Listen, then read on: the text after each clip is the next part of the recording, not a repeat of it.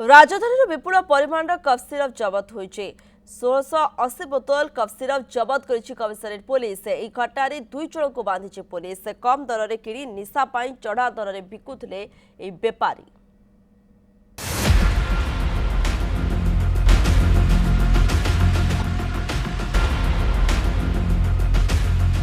Brown sugar गंजेई की मद नुहे एबे कफ सिरप भी हेउछि चोरा चालाण।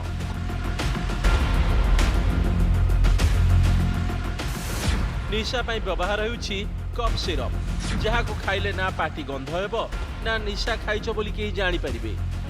राजधानी बजारु विपुल परिमाणर कफ सिरप जबत होइछि।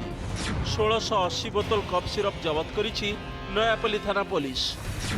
कप सिरप बोतल ले 180 टंका प्रिंट होइथिबा बेले निशाखोर को 250 टंका रे बिकुतिला। एही घटना रे पुलिस दुई जन को गिरफ्त करिछि।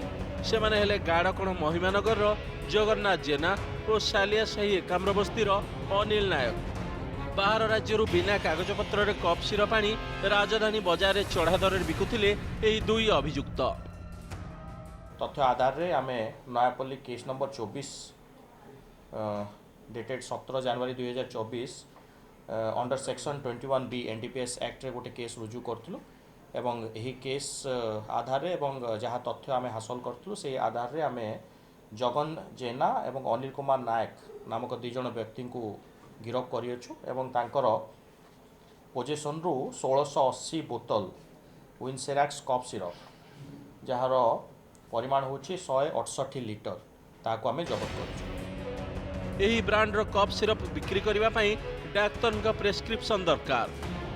पुलिस जब्त करिथिबा एही कप सिरप बिक्री पई राजधानी रे जणे मात्र डाक्टर को लाइसेंस मिलिछि। जदि जण को बिक्री पई अनुमति मिलिछि तबे एते परिमाण रो कप सिरप आसिला केउठु केबे ठारु हेउछि चोरा चालान केते दाम रे किणुथिले एवं केते दाम रे बिक्री करुथिले।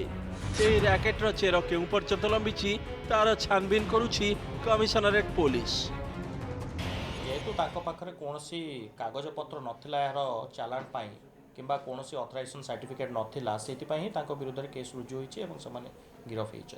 एटा हमें वेरिफिकेशन करूछु जेहेतु अपन प्रारंभिक स्तर रे तदंत रहिछि हमें अन्य थाना सहित मध्ये जोगाजोग रे अछु एवं से संबंध में तथ्य हासिल करने चेष्टा कर। प्रकृति में यही दुई जन अच्छा ना सांगे आउ के मैंने संश्लिष्ट अच्छा धरियापी बर्तमान गोटे टीम नयापल्ली चेष्टा चलती परवर्ती अवस्था जना पड़ो जे ए जो कफ सिरप कौटू आसी क्या दवाक आसीला या पछरे आउ कहार हाथ अच्छी। Bhubaneswar camera person Shiv Lenka Neeraj Pattnaik, news 7।